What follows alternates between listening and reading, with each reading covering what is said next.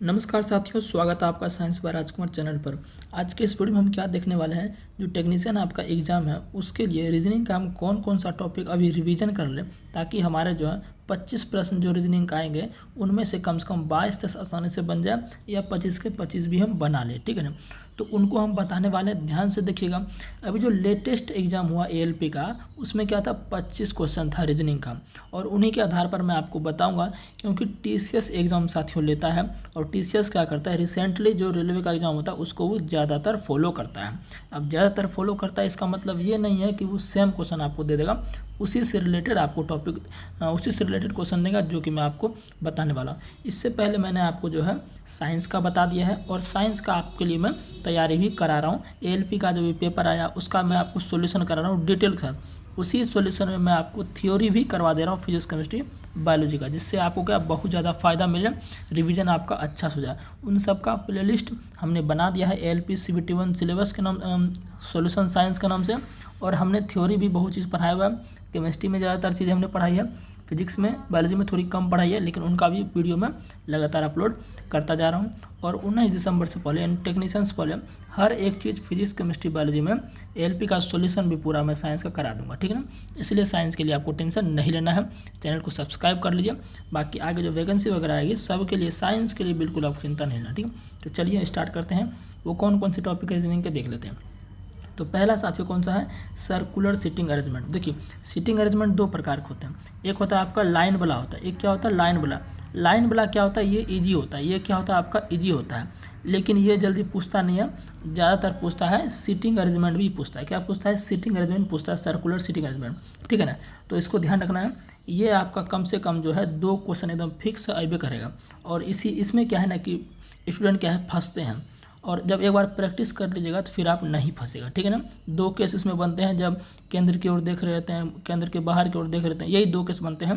इसी 2 केस में जो है सब फंसते हैं। तो इसको आप प्रैक्टिस एक बार कर लीजिएगा, तो आपको वो क्या है, आसानी से बना लीजिएगा एग्जाम में। ठीक है, 2 क्वेश्चन एकदम फिक्स आपको देखने को मिलेगा इससे से, तो 2 नंबर आपका छूट आनी चाहिए इससे।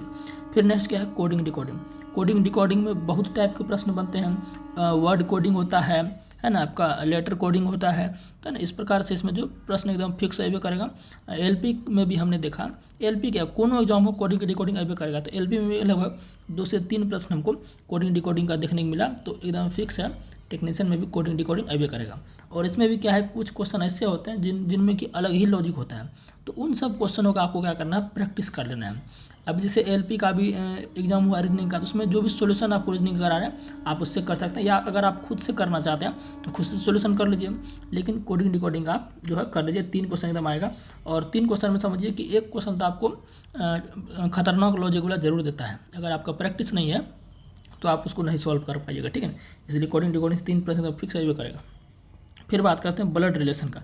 ब्लड रिलेशन में भी देखिए 2 प्रकार के प्रश्न बनते हैं। एक तो ऐसे बनेगा कि सिंपल बोल देगा ए बी की बहन है, इसकी ये तस्वीर देख रहा है, ये सब तो इजी होता है, ये सब बना लीजिएगा। लेकिन गलती किस में करता है, ऐसे करता है कि a + b का अर्थ है कि a b का पिता है, फिर दे देगा c + d का अर्थ है c d का मम्मी है, इस तरह से दे देता है। तो ये वाला प्रश्न आपको जो है, यानी कि जो आपके चिन्ह वाले प्रश्न है, प्लस हो गया है ना, प्रतिशत हो गया, इस तरह से देता है, तो ये आपको करना है। यही प्रश्न पूछ रहा है। अब तस्वीर वाला प्रश्न शायद पूछ रहा है। अब धीरे धीरे क्या हो रहा है, रेलवे भी अब क्या भास्ट कर रहा है क्वेश्चन को, टीसीएस, है ना, इस तरह से। तो आपको थोड़ा सा क्वेश्चन का लेवल अच्छे से करना है, तो ये वाला आपको करना है। और ब्लड रिलेशन से फिक्स 2 क्वेश्चन आपको एलपी में भी देखने को मिले हमें, और टेक्नीशियन में भी देखने को मिलेगा। तो 2 क्वेश्चन इससे आपको फिक्स एकदम मिलवे करेगा। हो सके एगो तस्वीर वाला भी दे दे, लेकिन एगो ये वाला जरूर देगा। 18 और ग्रुप डी, 18 ग्रुप डी और 22 में हुआ था, उसमें भी दिया था, सब भी एग्जाम में देता है, तो इसमें भी टेक्नीशियन में देवे करेगा। तो इसको आपको प्रैक्टिस करना है, बनाए होवे करेंगे, खाली प्रैक्टिस करना है। सीरीज मतलब क्या होता है, श्रृंखला। इसका भी आपको 3 क्वेश्चन एकदम फिक्स देखने को मिलेगा।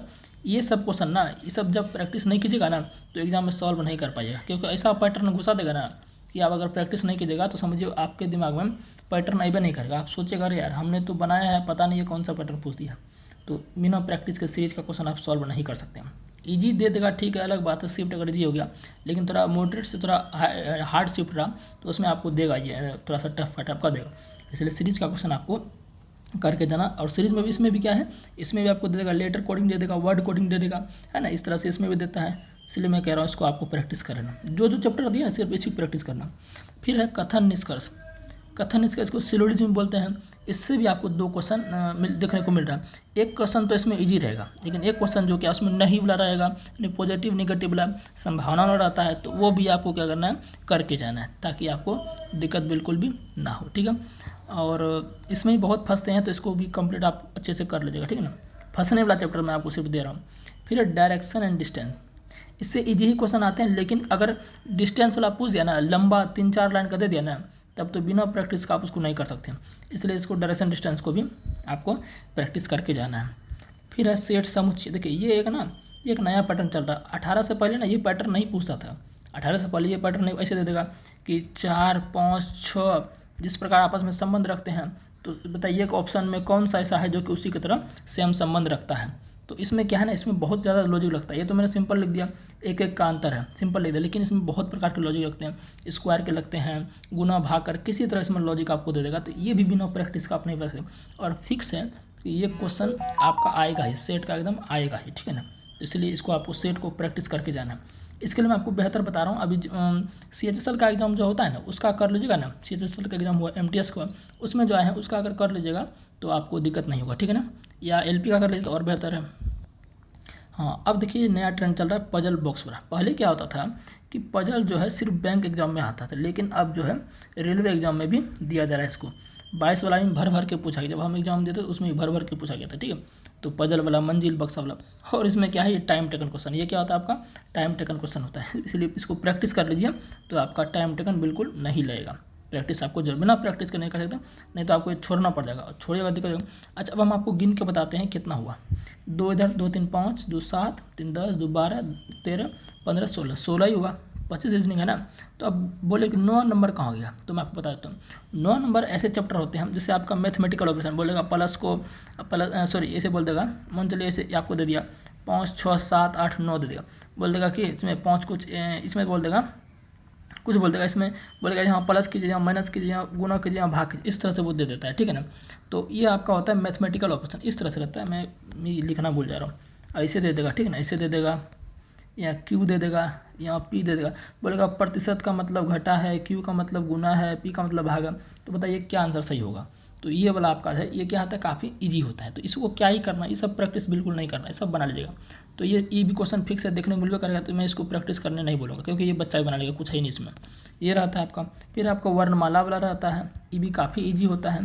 बोलेगा बाएँ से इतना है, तो बताइए P का स्थान बाएँ से कितना होगा, इस तरह से ना वर्णमाला रहता है। तो ये भी काफ़ी ईजी होता है, इस सब प्रैक्टिस करने की जरूरत बिल्कुल नहीं है। ठीक है ना, जो बातें मैं बता रहा हूँ ऑथेंटिक बातें बता रहा हूँ। फिर आपका आता है रैंकिंग वाला, रैंकिंग आता है, रैंकिंग में ऑर्डर, ये भी क्या होता है, ये भी काफ़ी एक में 2 गो फॉर्मूला लगता है। रैंकिंग ऑर्डर में 2 गो फॉर्मूला लगता है, उसी दोनों फार्मूला से इसका पूरा काम तमाम हो जाता है। तो इसको भी प्रैक्टिस करने की जरूरत नहीं है।